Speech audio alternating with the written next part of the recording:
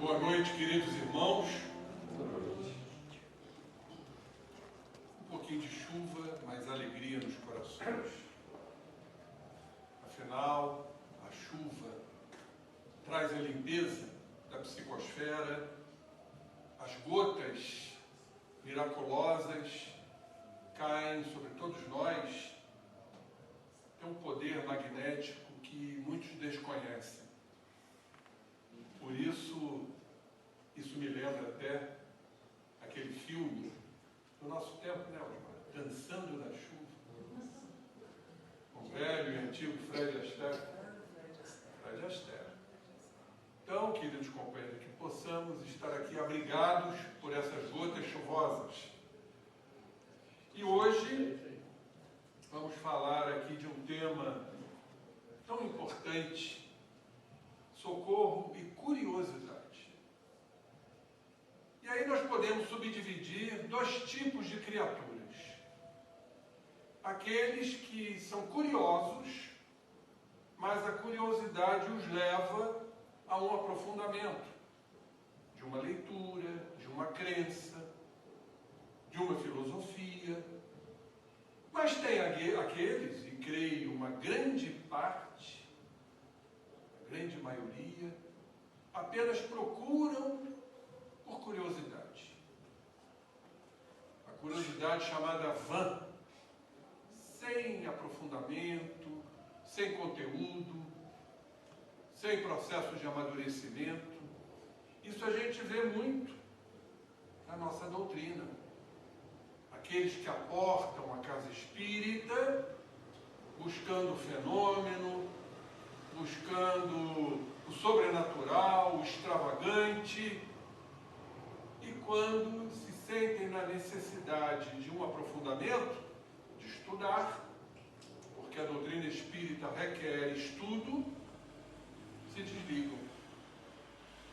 Mas a gente sabe perfeitamente bem que cada um está no seu estágio evolutivo. Temos que respeitá-los sempre.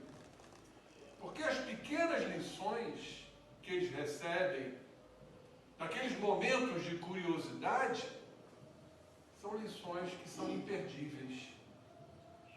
São lições inapagáveis, que vão se refletir mais à frente. Então, tudo tem seu tempo. Já diz o velho e antigo adágio: a verdade é filha do tempo.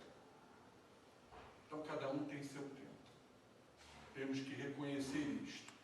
E Jesus veio em socorro. Daí o nosso tema, mais uma vez retirado da literatura da minha querida Amélia Rodrigues, a qual prezo. Eu não me canso de ler e estudar a Amélia Rodrigues, primeiro pelo seu romance. Eu a chamo de a romancista do Cristo. Em segundo lugar, pela sua fidelidade doutrinária, e eu não tenho a menor dúvida, ainda não tive nenhuma informação, quem ela foi na época de Jesus. Porque as informações que a Amélia Rodrigues nos traz são de uma beleza, são de um aprofundamento, que a gente fica assim, encantados. A romancista do Cristo. E olhem só como ela começa este capítulo, traçando um cenário, porque o Cristo, nosso mestre amado, governador planetário, ele sempre escolheu os bons cenários, porque o cenário ajuda. As montanhas, a natureza, a mãe natureza, porque ela contribui. Temos que reconhecer que num ambiente belo, energias recaem sobre todos aqueles que estão ali presentes para ouvir Jesus. Por isso ela começa aqui. As anêmonas espocando. Belíssima flor, as anêmonas. Em cores fortes. Salpicavam de festa a natureza. Enquanto os miosotes, outras flores, naquela gramínea verde, reluzente, pontilhavam de azul a erva rasteira, Vejam que cenário. Ficamos aqui a imaginar tudo isso, as anêmonas, os miosotes, esse cenário de rara beleza. E os ventos perfumados venciam as distâncias, encrespando levemente as águas do Jordão, do Rio Jordão, sinuoso, a correr pelos areais frescos na embocadura do mar da Galileia. Sabemos que os ventos, o poder do vento, traz tantas informações porque o vento é um mensageiro. Não traz só o pólen das plantas, as pequeninas sementes, o desfolhamento das árvores. Não, o vento é energia. E toda energia traz informações. E quando esses ventos são perfumados, é para que eles perfumem nossos corações. E não preciso dizer que era a época da primavera. A primavera cantarolava na Palestina, saudada da orquestração das aves, em bandos na copa do arvoredo. Todas as coisas, quer dizer, todo o cenário, todas elas contribuíam para as auspiciosas boas novas que chegavam aos homens. Então vejam que majestática beleza, porque o ambiente, essa primavera cantante, as aves, as flores, tudo eram contributos para o Evangelho do Cristo, que escolhia esses ambientes apropriados, para que isso chegasse com mais força a todos ali presentes. As notícias alargavam as dimensões dos acontecimentos e estreitavam as distâncias entre os homens. Então vejam esse poder, esse cenário extraordinário, beatífico, estreitando os homens. Como isso influencia. Isso passa muitas vezes despercebido pelas mentes humanas. Mas um local beatífico, de rara beleza, estreita as distâncias entre os homens. E quando eu me dou aqui com esta palavra, com este termo, com este vocábulo, estreitar. Quando os homens se estreitam, eles se estreitam também com Cristo. É um processo de estreitamento. Quando as criaturas se estreitam, elas também se estreitam consigo próprios. O processo de autoconhecimento, o processo de autoanálise, é um processo de estreitamento psíquico. As criaturas hoje, ansiosas, elas não estão estreitadas, estão dispersas. Estão dispersas em milhões de informações que assolam hoje as mentes. Então falta esse hiperfoco. A gente chama isso de hiperfocar. Esse estreitamento entre nós, cada um de nós com nós mesmos, para que possamos identificar as nossas crenças, os nossos valores, tudo aquilo que precisa ser mudado e transformado. E, logicamente, tudo que eu estou falando aqui nos remete à porta estreita. A porta estreita citada no Evangelho. A porta de que muitos tentam e não conseguem transpô-la. Outros sim. Outros nem pensam na porta estreita, porque ainda estão nas portas largas, das perdições, dos prazeres mundanos e principalmente da indiferença, que hoje assola muitas criaturas. Então, esse estreitamento, esse hiperfoco, essa introspecção, porque é um fator introspectivo, é fundamental, para que que a gente se identifique. Então Jesus utilizava muitas vezes esses ambientes para a contribuição desse estreitamento. As aldeias das regiões ribeirinhas agitavam-se, sacudidas pelas emoções contínuas dos sucessos de cada dia. E Jesus apareceu, como era de costume. E era a vida, diz a querida Amélia.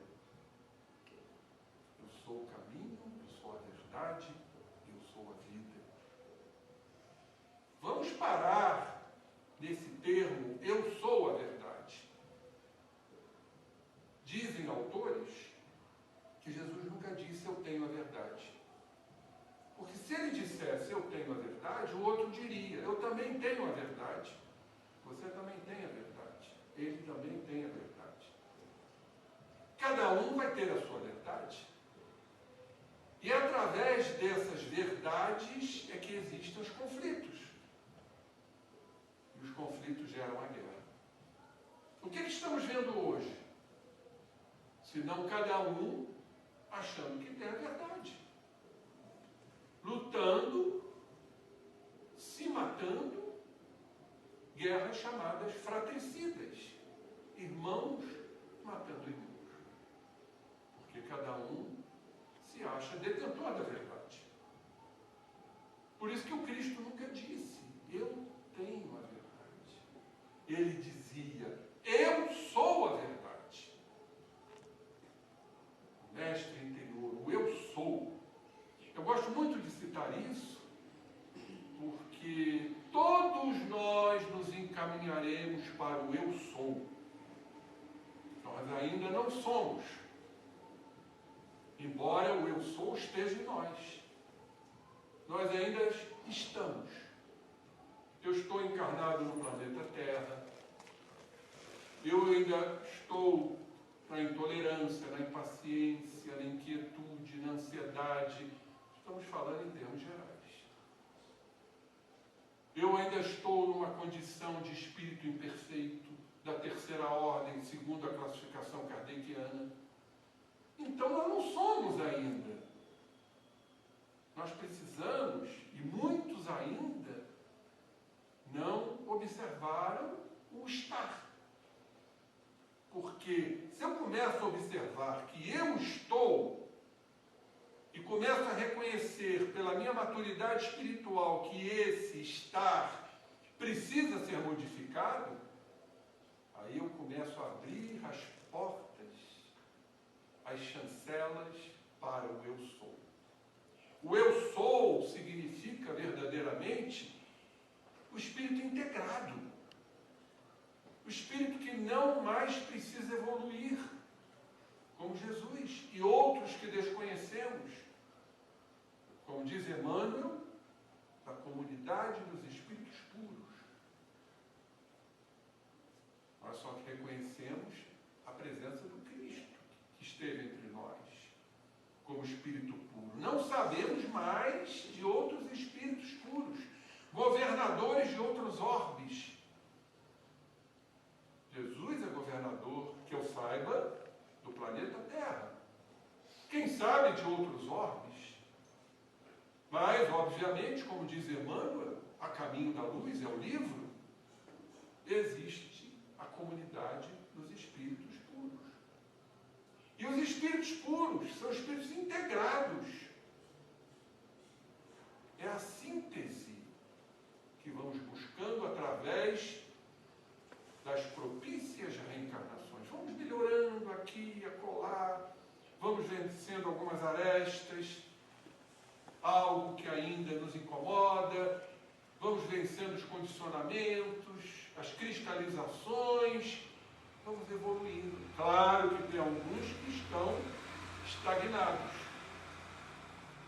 Por isso que quando falamos da verdade, Jesus disse, eu sou a verdade, vamos na etimologia, que eu gosto muito.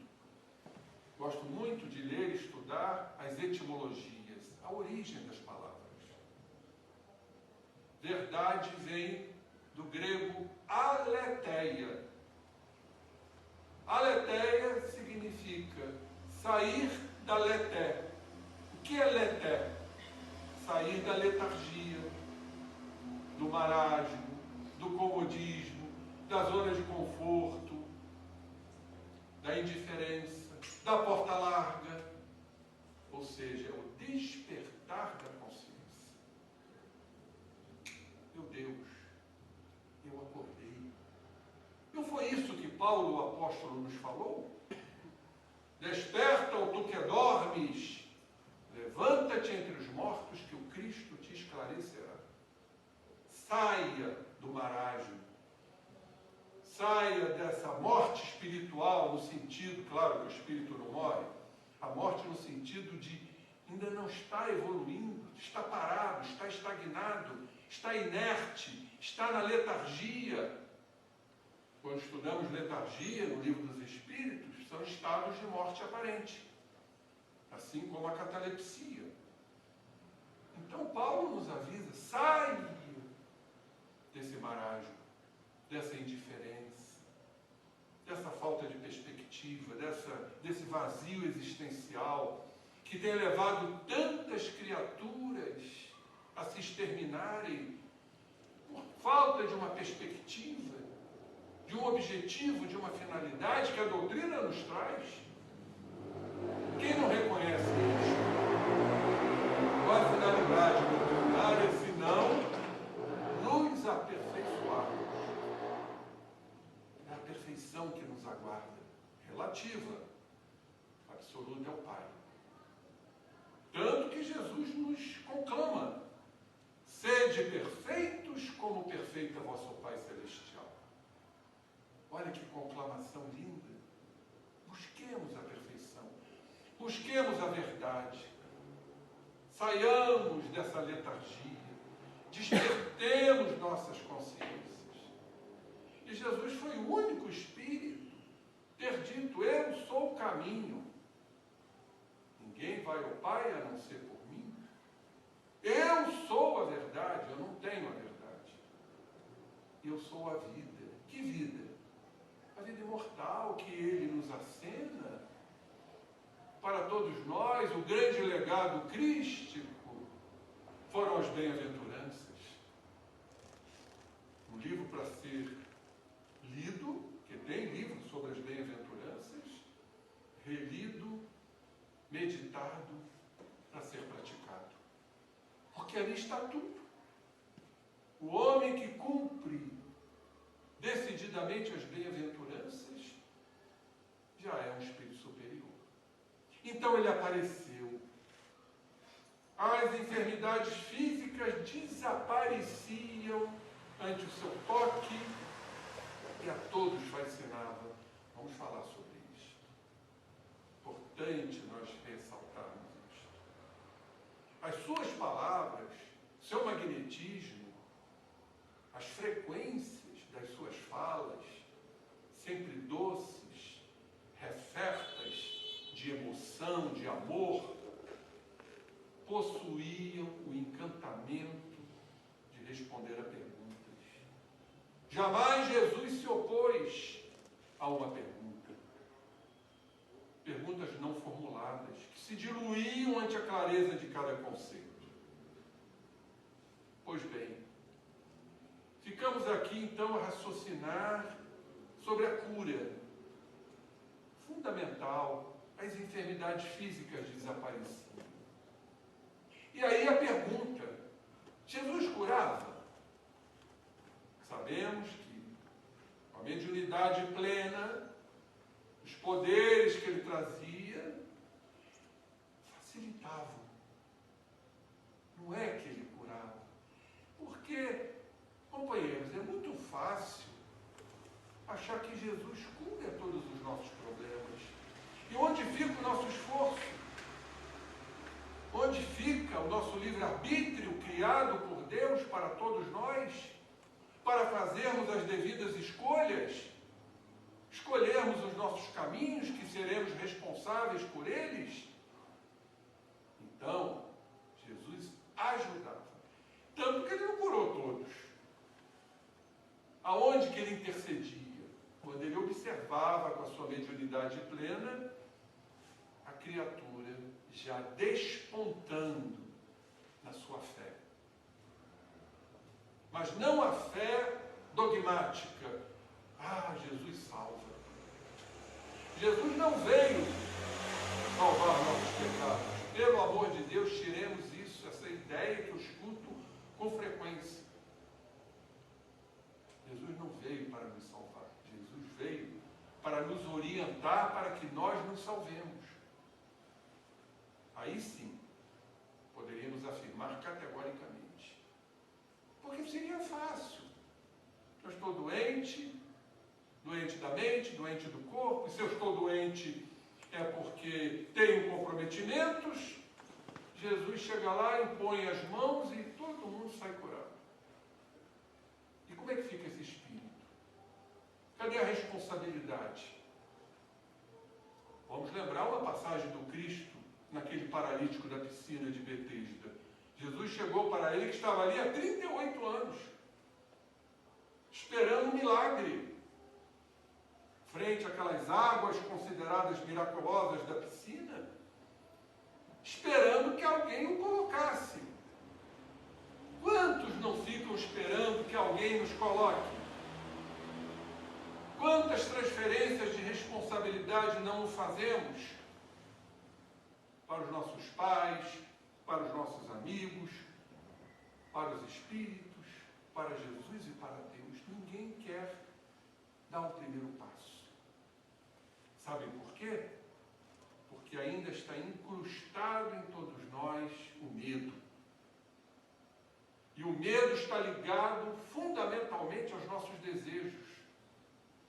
Eu tenho medo daquilo que desejo e desejo aquilo que me faz medo. Vamos dar um exemplo para vocês entenderem? Eu desejo a minha mãe. Quem não deseja a sua mãe? Mas eu tenho medo de perdê-la. Eu desejo um amigo querido do coração, mas eu tenho medo de perdê-lo. Então, quando falamos de desejo, estamos falando de medo. Porque o desejo está implícito aí o ter, a posse, o apego. Então, nós tememos perder aquilo que a gente pensa que é nosso. Então, vejam como isso é importante para entendermos as nossas questões íntimas que temos que resolver. Não vai ser o Cristo que vai nos resolver, não. Ele nos orienta. Ele nos deixou o Evangelho, Ele nos deixou as bem-aventuranças, Ele nos deixou o amor, para que a gente possa seguir, sair da letargia, pelo nosso esforço. Deus nos deu o livre-arbítrio para que façamos nossas escolhas. Tanto que gostaria que alguém me apontasse alguma fala de Jesus dizendo: eu te curei. Não existe. Todas as curas, Jesus dizia: tua fé te salvou. Agora, vá e não voltes mais a pecar. Responsabilidade hoje é outra. Como ele falou para a adúltera: alguém te condenou?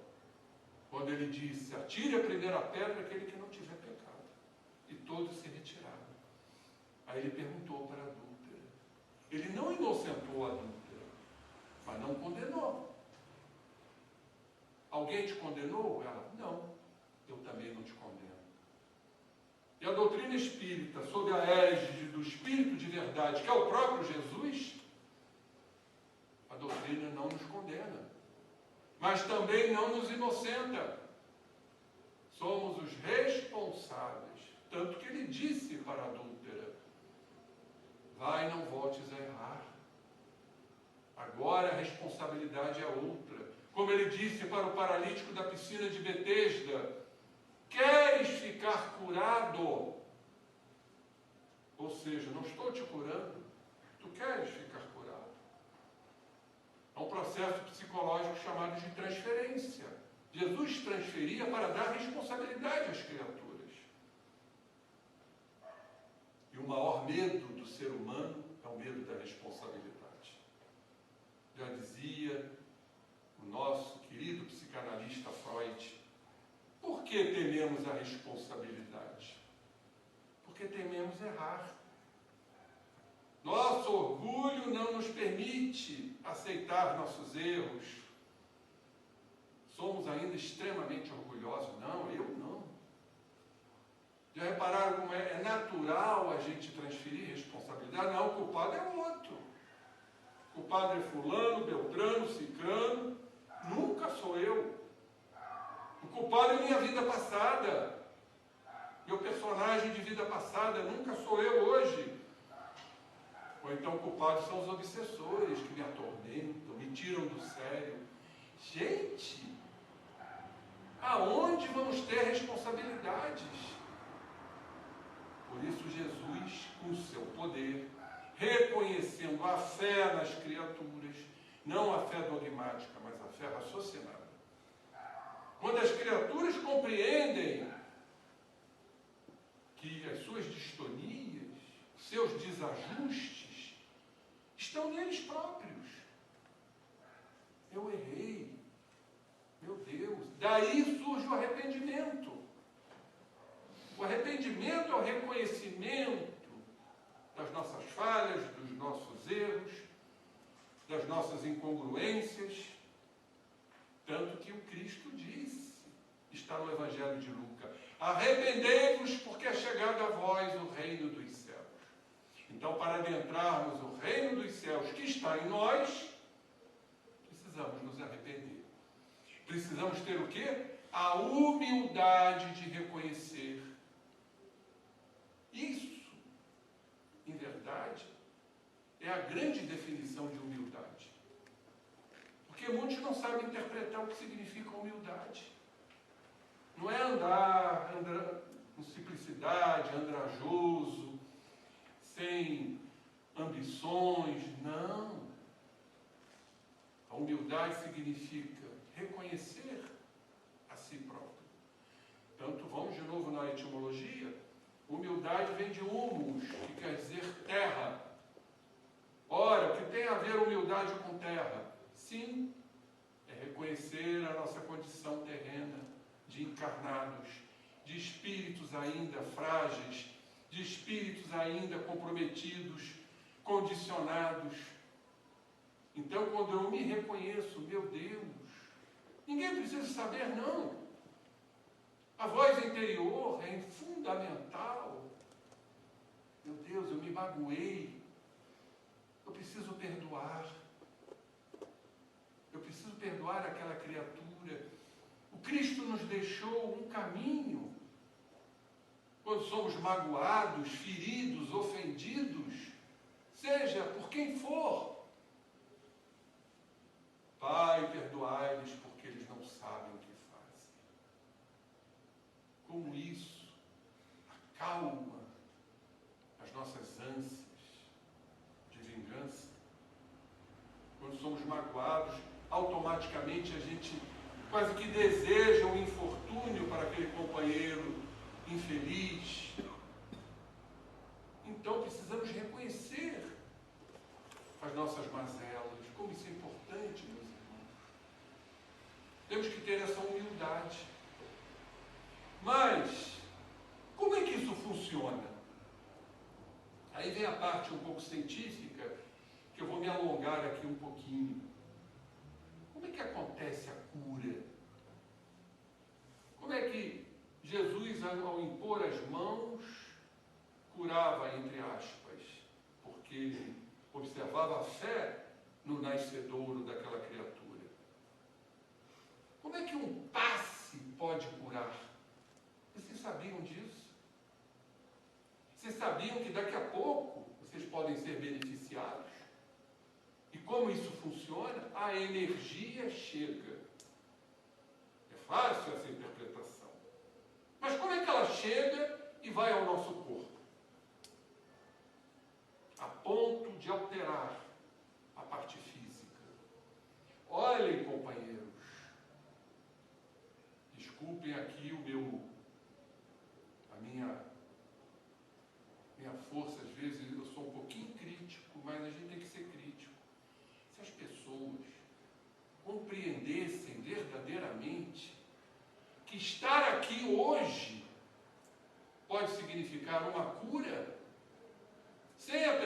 saber, não teria gente para sentar.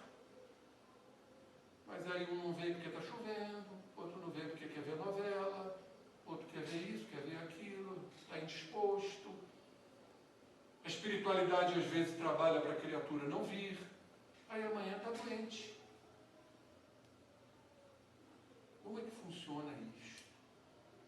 O passe, a palestra, a água fluidificada. Como é que ela entra, como é que ela age? Vamos entender uma coisa. Toda energia, não importa qual seja, e tem a autocura.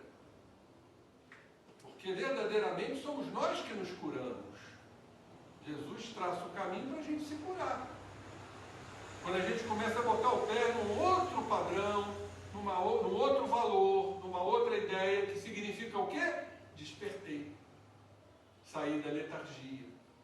Estou ante a verdade. Aletheia. Olha que coisa linda isso. Então, como funciona verdadeiramente? A energia que chega no nosso corpo é de uma estrutura sutil. Quando eu estou ministrando um passe, quando eu estou falando, a voz tem magnetismo, quando eu estou pensando, a oração, eu estou emanando energia. Mas é uma energia sutil. Como isso chega no corpo? O corpo é uma energia mais densa. Como é que funciona isso? São de estruturas diferentes. Há uma teoria que eu admiro profundamente, de um grande cientista espírita, tem livros editados, devem existir livros aí na prateleira, do apoteótico Carlos de Brito Embaçaí. Ele tem uma teoria fascinante. A energia mais sutil chega, por exemplo, numa célula, energia material. Como é que isso vai funcionar se são de estruturas diferentes? Uma energia mais sutil, como aquelas quando nós emanamos no passe, e o corpo físico que é denso. A energia chega e cura, mas como? Bom, aí o Carlos de Brito nos fala o seguinte: nesse momento, há um acoplamento de ondas de frequências distintas. Quando uma energia mais sutil se apropria das propriedades da energia mais densa e vice-versa. Aí a gente já começa a entender como funciona. Querem um exemplo? Parede. Matéria opaca. A luz penetra pela parede? Não, né? Mas o som penetra. Se alguém gritar aqui do outro lado, a gente vai escutar, não vai? Como é que vocês conseguem ver a televisão? O som chega, porque ele passa pela parede. E a luz? Como é que ela penetra pela parede para dar a imagem na televisão? É a mesma teoria.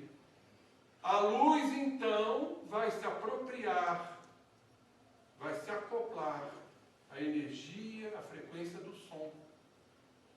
Para que, então, som e luz possam chegar na sua televisão. Agora vamos aplicar isso internamente. Já começamos a entender que a energia mais sutil, que vem do perispírito, quando a gente emana fluido vital, ectoplasma, mesmo assim é uma energia quintessenciada em relação ao corpo, se apropria cada um do outro. Mas vamos, por conta disso, lá na Gênese, que nos faz raciocinar a respeito disso, com um pouquinho mais de profundidade. Lá no capítulo 14, é um capítulo que todos deveriam ler, dos fluidos, os milagres segundo o Espiritismo. Nós sabemos que não existem os milagres. Até a própria língua portuguesa nos diz que o Aurélio, famoso dicionário do Aurélio, milagre é um feito ou uma ocorrência que contraria as leis da natureza. As leis da natureza, meus irmãos, são as leis de Deus. Então, milagre contraria as leis de Deus, o milagre não existe.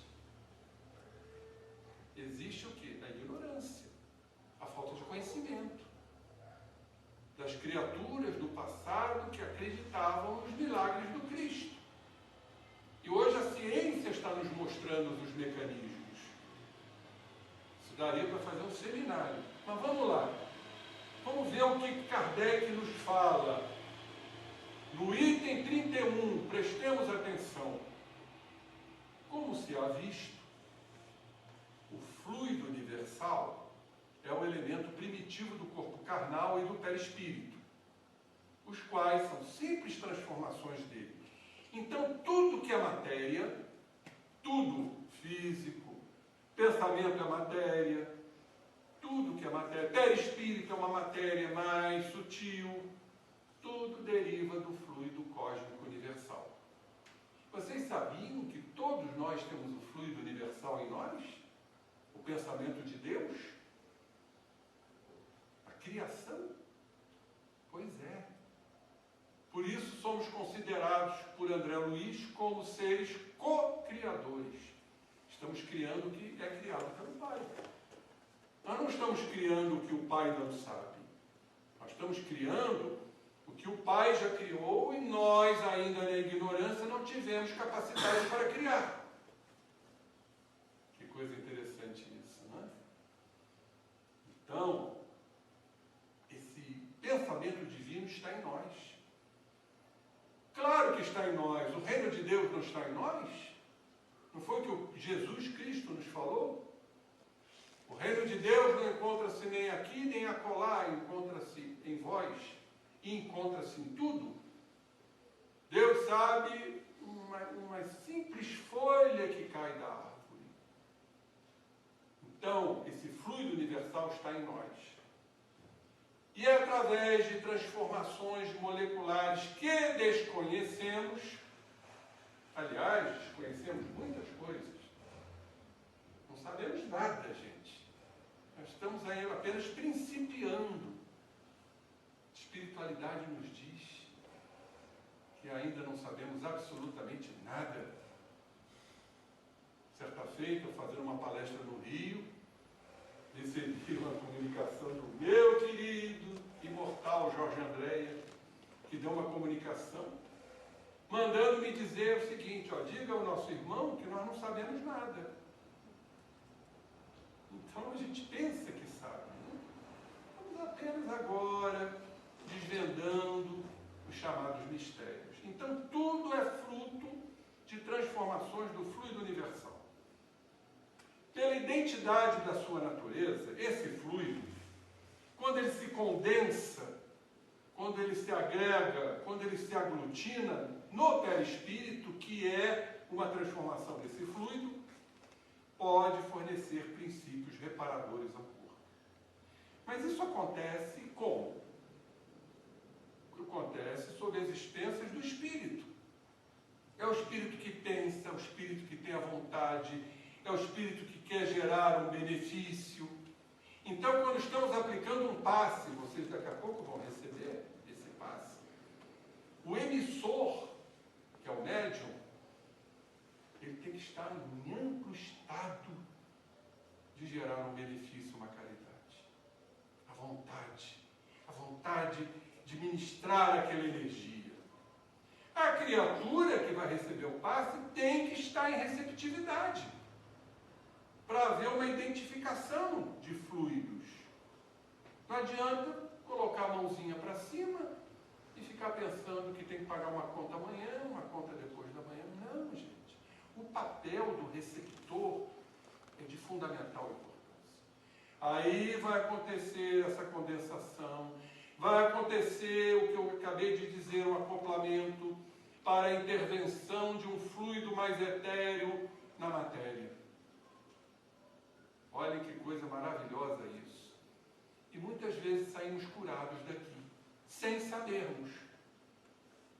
Quem pode garantir aqui hoje que já não está naquela fase inicial prodrômica da dengue? Não sabemos, não sentimos nada. Isso em medicina chamamos de fase prodrômica.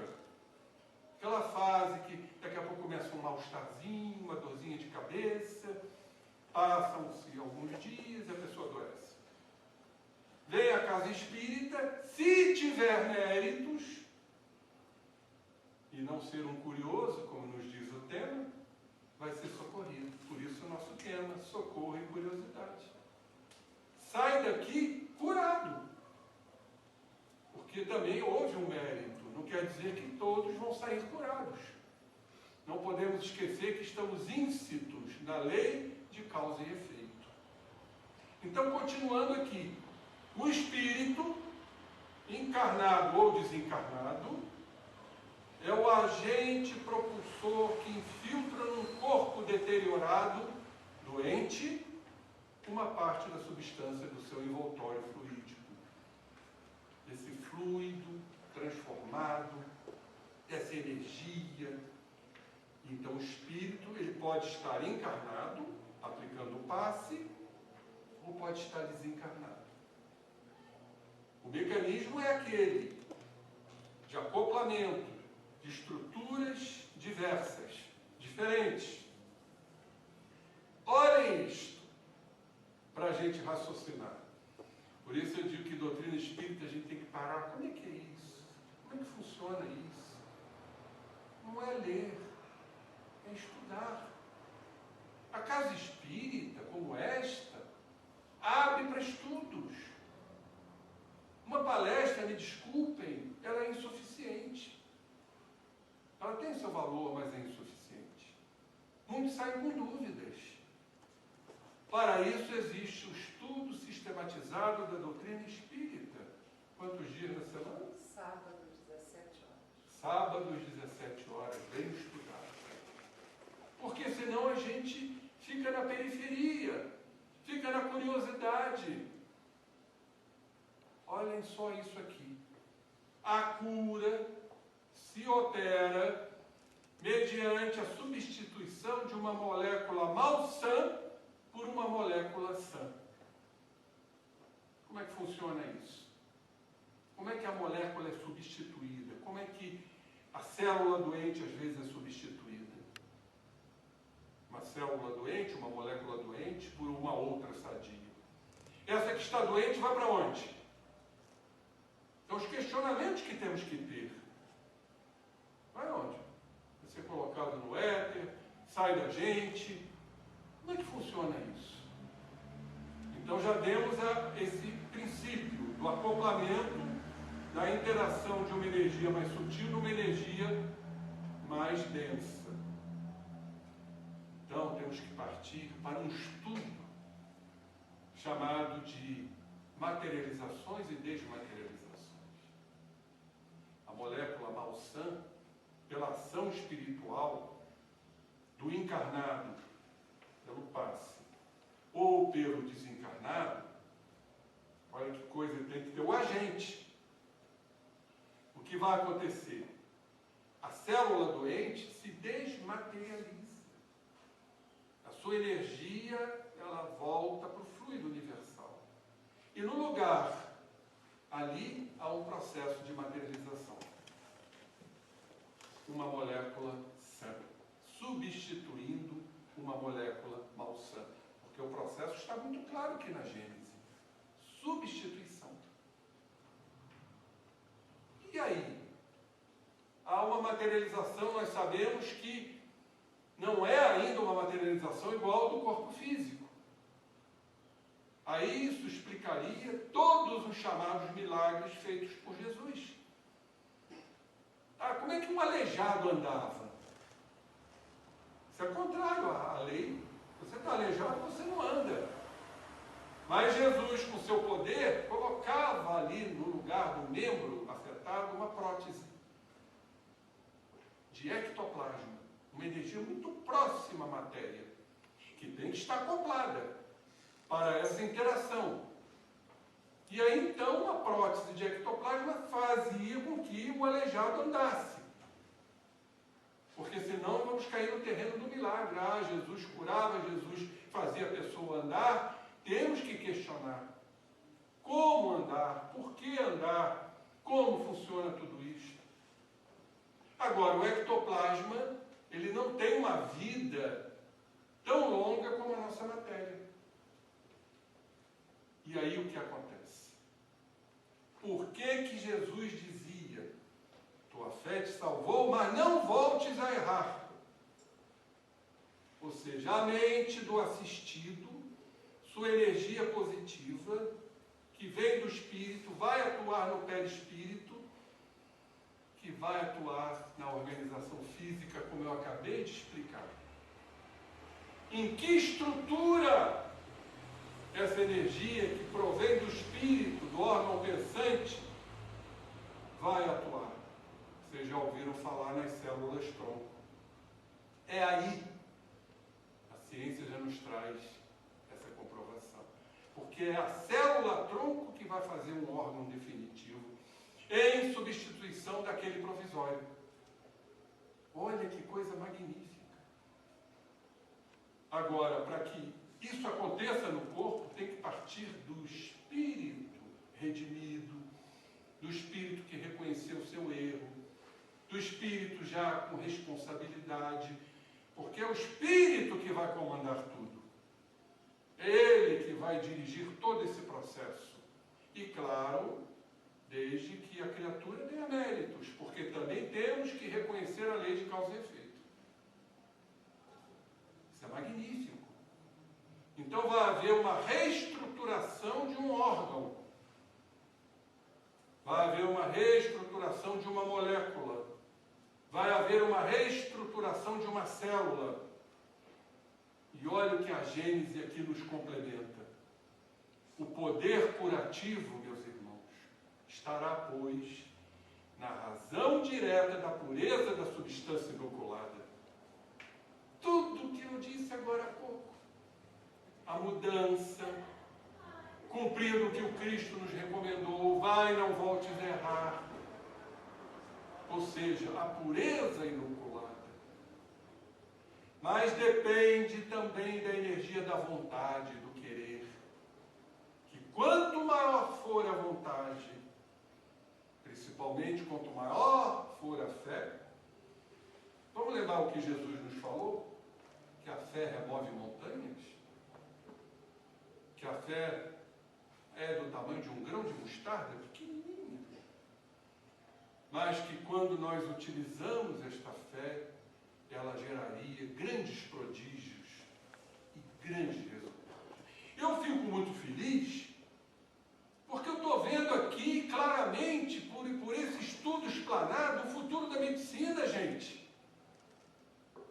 Não é a medicina dos medicamentos, embora eles sejam necessários para o estágio em que nos encontramos, mas é a medicina espiritual, a medicina do amanhã, a medicina da transformação de valores que vai nos auxiliar. Isso é pura medicina. Claro que se eu for falar isso agora num congresso médico, as pessoas vão dizer que eu estou louco, que vão me expulsar de lá. Mas eu sou espírita. Então não posso absolutamente ler isso e ficar com ideias sem aprofundamento, sem destrinchamento, sem dissecação. Então depende da energia da vontade, que quanto maior for, tanto mais abundante emissão fluídica provocará. Olhem só o que diz Kardec. Tanto maior força de penetração dará ao fluido. O fluido vai penetrar, vai se acoplar à energia material. Um vai se apropriar das propriedades do outro.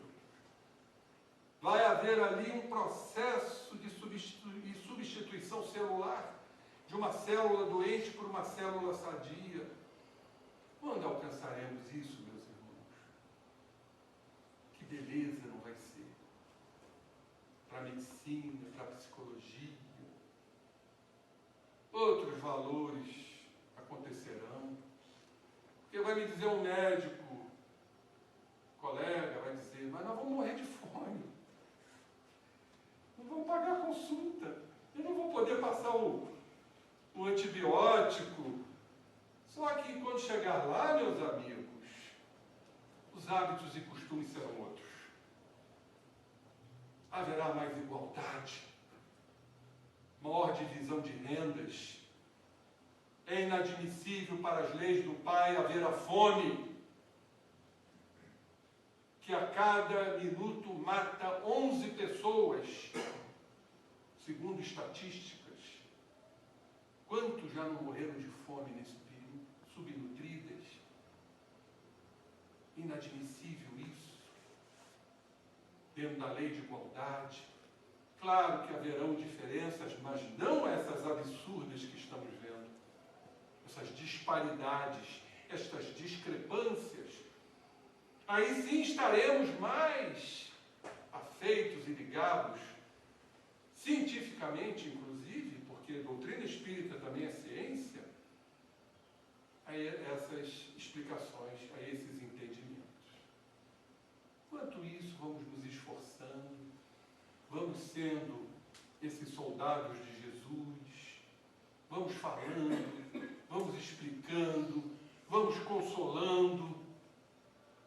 Doutrina espírita é o consolador prometido. Não é só consolar dando 1 quilo de alimento, que tem sua validade, não estou negando isso, mas é consolar abraçando, é consolar amando, é consolar cumprimentando, é consolar olhando nos olhos. Isso é amor. Por que será que a bandeira da doutrina espírita é fora da caridade na salvação? Não é caridade material, não. Também. Mas é a caridade de um atendimento fraterno. É a caridade que começa lá na portaria. Como hoje, eu fui o primeiro a chegar aqui, se não fui o primeiro, fui o segundo, acho que eu fui o segundo. Valéria estava lá me esperando. Até brinquei com o Aureli, o filho dele colocou o carro assim perto de mim e falei: ô Aureli, você está querendo que eu desencarne agora antes da palestra? Isso é caridade, já é, né? Receber um irmão carinhosamente que vem aqui falar na casa espírita, a Valéria com o seu sorriso, isso tudo são pontos de luz. Então, a penetração vai depender exatamente disso tudo. E encerrando, depende ainda das intenções daquele que deseje realizar a cura, seja homem ou seja espírito. Portanto, o tema de hoje, que eu não esgotei totalmente, nos remete à penetrabilidade não só disso tudo, mas dos conhecimentos doutrinários, sem a curiosidade vã, e o socorro que todos vamos receber por estarmos ainda vacilando, mancando, mas já caminhando. Porque caminhar é fundamental. Quando Cristo nos trouxe o grande exemplo simbólico das suas quedas, mediante as torturas que sofreu, não foi para ele, espírito puro, foi para nós. Diante das torturas da vida, entre aspas, ou seja, das vicissitudes, dos sofrimentos, levantemos-nos, irmãos, prossigamos, porque Jesus nos aguarda. Que a curiosidade nos leve ao profundo conhecimento de todas essas questões importantíssimas para cada vez mais robustecermos, fortalecermos a fé raciocinada, aquela que encara a razão face a face em quaisquer épocas da humanidade. Muita paz a todos.